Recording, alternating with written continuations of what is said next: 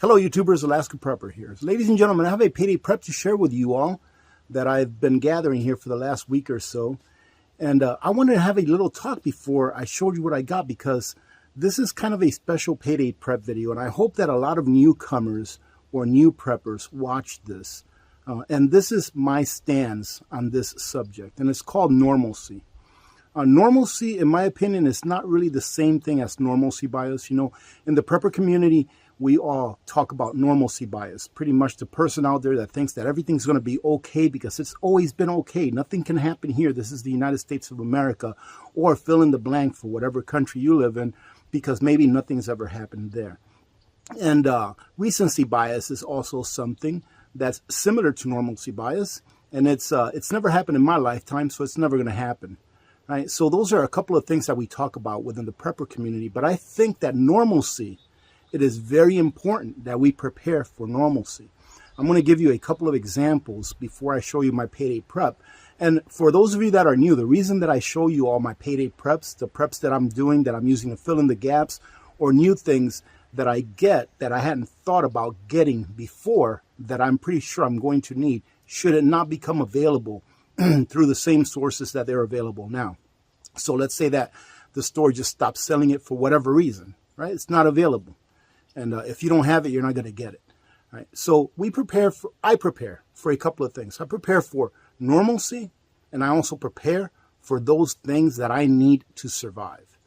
I believe that preparing to be able to continue the lifestyle that you currently have is just as important as preparing those things that you need to survive.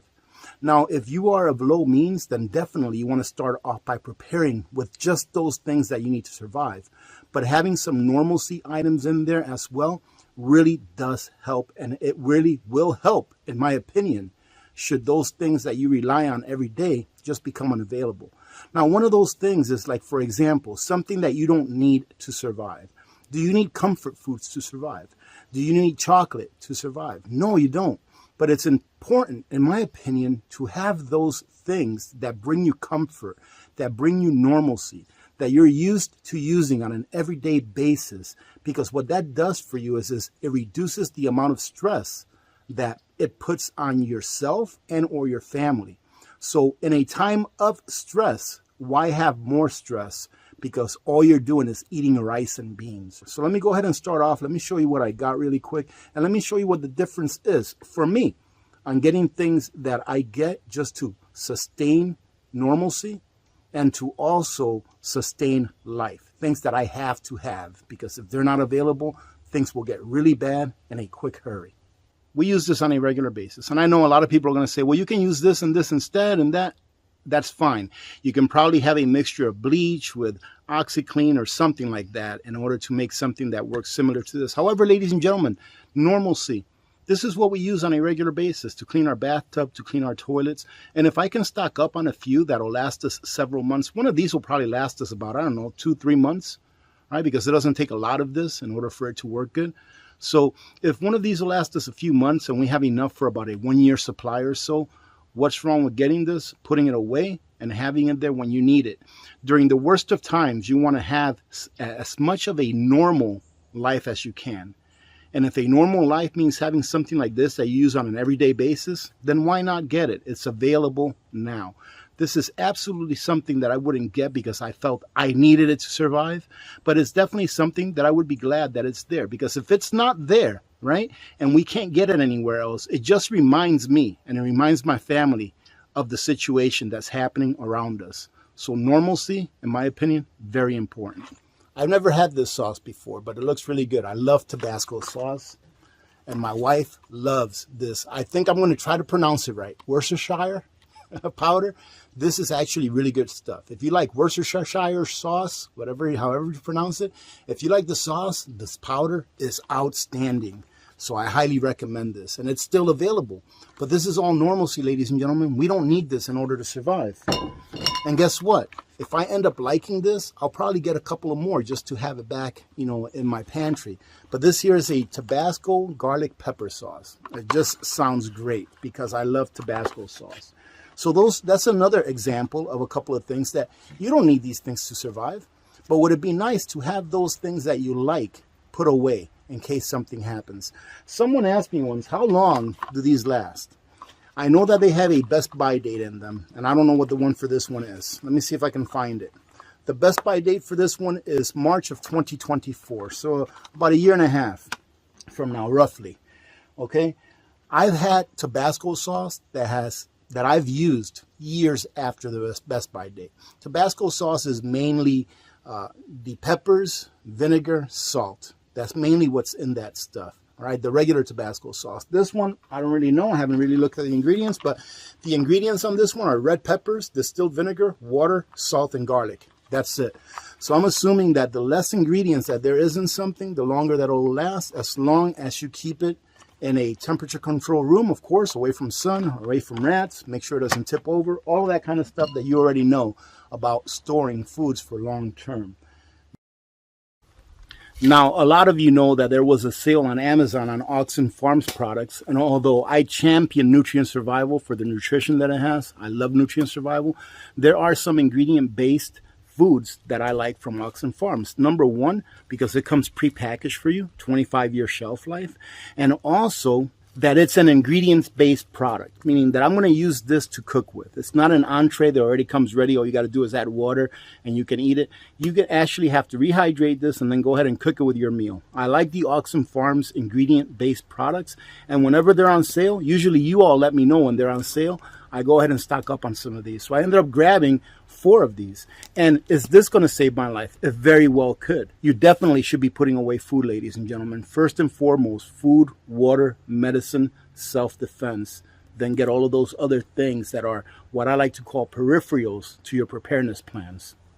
So if you're going to be putting away dehydrated foods, freeze-dried foods, you're going to need water in order to rehydrate whatever food it is that you've put away. And you're going to need some warm water or hot water to do it with. You can do it without hot water, but it may not be as palatable.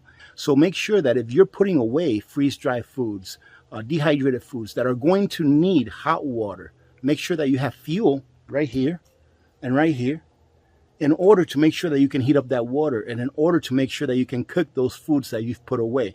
You can survive on cold food, but I'll tell you what, it gets old after a while. As you all know, those of you that have watched my previous payday preps, I try to pick up 4 or 5 of these every week or every other week or so. Last week when I went, they didn't have any. They were all out. Well, this time they were kind of stocked up. They probably had about 40 or 50 of these there. So I grabbed myself 5 of these, and they still had some of the canned butanes. I grabbed 5 of these as well. Why? Because diversifying the way in which you can cook or heat up your foods is just as important as diversifying the foods that you have. Now, this here is something that I had not even considered getting until Mrs. Alaska Prepper said, hey, look, this is on Facebook Marketplace, and they're only asking for $20 for it. Is this something that we can use? And I'm like, you know what? Absolutely, I can use an extra one of this. And what this is this is the canister that holds the filter that filters the fuel oil that I heat my home with. And having an extra one of this is something that I never even thought about until Mrs. Alaska Prepper brought it up. So we went ahead and got this for $20, which is about $10-15 cheaper than what it would be if I ordered it brand new. And it is brand spanking new, ladies and gentlemen. The only thing that I need now is to order extra filters for the inside, because you can actually change the filters out on these. And I'm going to go ahead and order a few sets of extra filters just to have them. And I'll tell you what, ladies and gentlemen, you never know how many screws you're going to need until you start building stuff. When you start building stuff, you're like, oh my goodness, I didn't know I was going to have to make these many trips to the store to get screws. There's so many different screws of so many different kinds, nails, etc., right? So I noticed that I was running a little bit low on a couple of different screws, so I went ahead and got myself a box of these. And these are kind of pricey, but I'll tell you what, I'd rather have them now and not need them now than need them next year and they not be available or twice as much as what they are now. I know that I always use these, so I went ahead and grabbed me a box of 4.5s, and I also went ahead and grabbed me a box of 6-inch because I'm always using these, so this is just filling in the gaps. When China cuts us off, and remember, South Korea, who controls South Korea? China does. Taiwan, who's going to control Taiwan here pretty soon? I believe China will.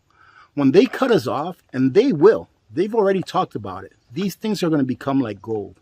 And you're going to find yourselves needing screws and taking screws out of things that you built that you really don't need in order to build those things that you do need. So get your screws, nails, all of those kinds of things right now that they're still available.